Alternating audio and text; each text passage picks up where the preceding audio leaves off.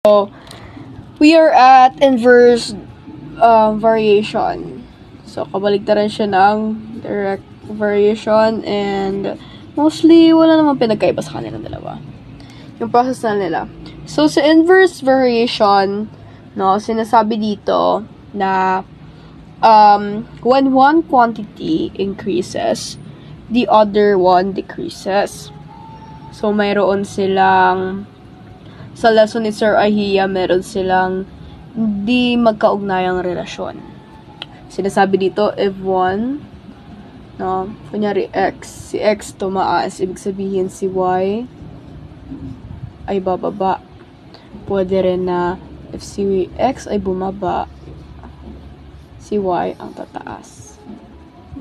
Katulad nung relasyon ni demand at presyo. Yan. Oh, magandang example yun sa inverse variation. Demand at yung presyo. Okay?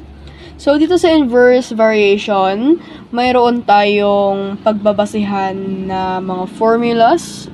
So, 3 sila. Ang dami. Pero madali lang yan. I'll show you. Okay? So, unang formula natin is, if I could remember, it's K is equal to YX. So, di ba sa direct, it's Y is equal to KX. Ito naman, K is equal to YX. That's the first formula.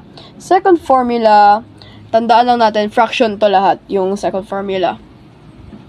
Second and third formula, fraction. At tandaan lang natin na, sa mga fraction na formula, si K ang laging taas. So, K is equal to Y over X. At ito, baliktarin lang natin. X is equal to Y over K. Okay, ganyan lang kadali. Memorize yan agad. Memorize yan agad. Okay? Identify inverse variations through tables. So, dito, tandaan lang natin ang kukunin natin si constant, which is K. Tandaan natin na si constant, from the name itself, dapat lahat ito pares-pares yung value nila. So, paano natin yung mahanap?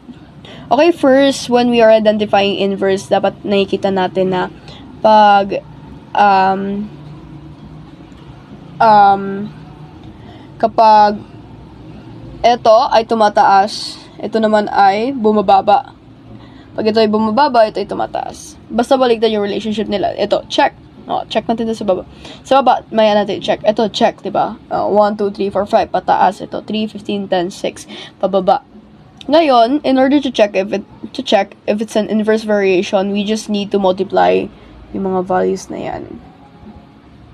So, 1 times 30 is 30, 2 times 15 is 30, 3 times 10 is 30, 5 times 6 is 30.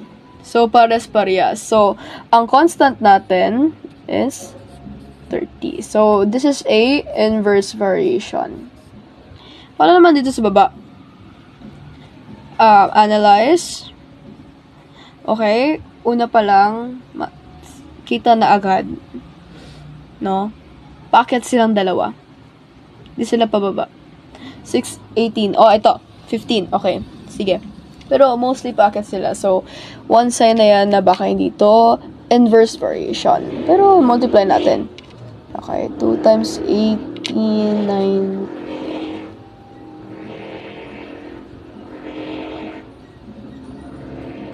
2 times 18 ay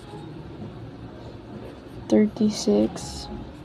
15 times 6, 30, 90. So, hindi to inverse variation. So, that's not a inverse variation. Ganyan lang natin i-check. Okay? Okay, so, dito we're identifying inverse variations through equations. So, first, ito sa first one, alam mo yung, pwede yan maging inverse variation. We just need to get rid of x here and somehow ilipat siya dito. So, in order to do that, we just divide both sides with x. So, ito ay maging y is equal to 12x. Tandaan natin yung formulas natin, diba? I'll create here. Yeah. Meron tayong y is equal to k over x. We have x equal to y. K is always on top. And we also have k is equal to yx. So, yan yung mga formulas natin. Diyan tayo magbe-base kung it's inverse or not. So, ito inverse to, diba? Paano naman to? So, y is equal to negative 10x. So, that's not possible. Pero if, yeah, hindi siya inverse, but it's like direct. Isa siyang direct. Hindi lang siya inverse, no? Ito, tingnan yung formula. Okay, it's inverse. It's not inverse. Ito, tingnan natin yung formula. It's inverse. Ito. No. Hindi pa rin siya inverse. Okay, it's direct. Kita nyo, walang, yung y natin, it's a fraction, hindi to fraction. So, it's not an inverse variation. Go to translating into mathematical statements sa inverse variation. So, first,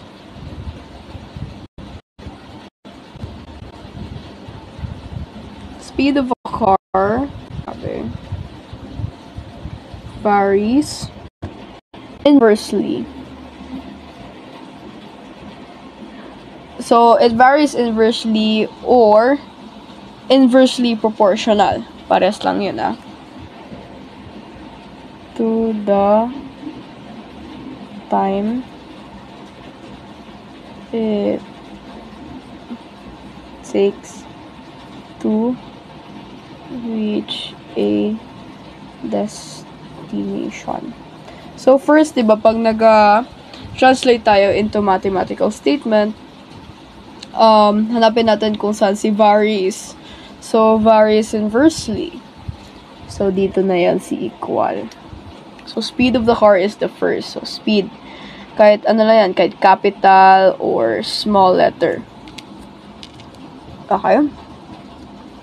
Since ang ating formula, ano ba ang gusto nyong gamiting formula? Kasi may 4 tayong formula eh. Ay, 4. May 3. So, ito mga formula natin. Let me write it down here. We first have k is equal to yx. We have y is equal to k over x. And we have x is equal to k over y. So, gawin na lang natin 3 sila. No? So, the speed of the car varies inversely to the time it takes to reach a destination. So, here, the speed of the car, that is y. And to reach a destination, that is x. So, speed of the car now varies directly to the time it takes to reach a destination. So, SD. No? Oh, the time. T. T yan. Yun. Ito naman, gamitin na natin siya. I-translate na natin siya sa formula. So, S equal to KT. At pwede rin K is equal to S. K? No. T is K over S. Yan. Ganyan lang.